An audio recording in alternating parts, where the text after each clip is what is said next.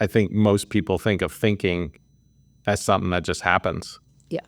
It does, and it happens poorly, and it happens with a lot of bias and a lot of mistakes and things like that. So practicing one's thinking, or more accurately, practicing one's what's called metacognition. So thinking is the common word for what's called cognition in science. And then metacognition is thinking about thinking. So those are just big words for thinking, and then thinking about thinking, or being aware is more. It's not even that you're thinking about your thinking per se. It's that you're being aware of the way that you're thinking. Yeah, I think that's a fair point. I remember way back in the day when I was just starting to learn all of these things and we were starting to work together. It is definitely pulling subconscious into the conscious with purpose, like actually.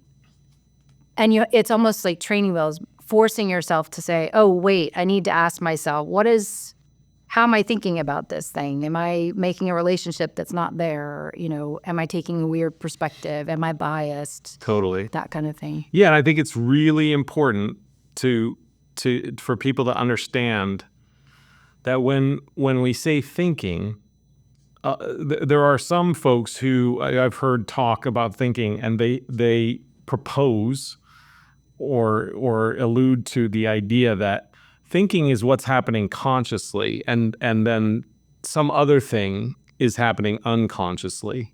And I think that's a terrible distinction, because we're already making a distinction between conscious and unconscious. So the distinction's there. They're different because one's conscious and one's unconscious. Right.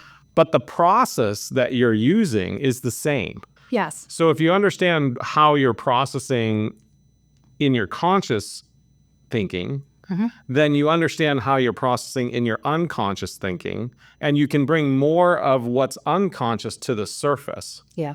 So I wouldn't think of thinking as simply what you're aware of, because most of us go through life, we're not aware of our thinking at all. So what we want to do is understand thinking, the processes that are happening when we're thinking. And then as a result of understanding those processes, we can kind of let more of our unconscious stuff come to the surface. And that's where our bias is, and that's where our mistakes and thinking errors are, and all the costly things that we do. Yeah. I mean, I think when you say the conscious versus unconscious thing, I remind myself, so for example, if I'm having a conversation and there's a moment where I'm like, oh, I just realized, I'm sorry, I was thinking of it this way, or oh, I was taking this perspective, but I wasn't aware of it at the time that I was talking to you about, which that's the subconscious stuff that's creeping into the interaction that I wasn't aware of at the time. Right. How many times, hindsight's 20/20, right? And just how many times do we say, oh, my bad, I wasn't thinking of it that way, or, Well, and hindsight being 20/20 is a great example of why metacognition has been shown scientifically to be so powerful. Like, one of the most powerful things you can do for human performance, human change, decreasing bias, decreasing thinking errors, all that kind of stuff. Metacognition, the reason we have hindsight is 20/20 is because we have a little bit of you go, oh, I see. Like at the time I was thinking this way, but now I see that I should have been thinking this way.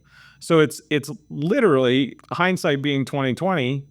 Aside from possibly new information, it's also the awareness that comes with looking back, because you're looking back at the situation, and that's a form of metacognition. Well, the truth is, we can have that metacognition in the moment if we practice. Yes. And that's why practice is so important.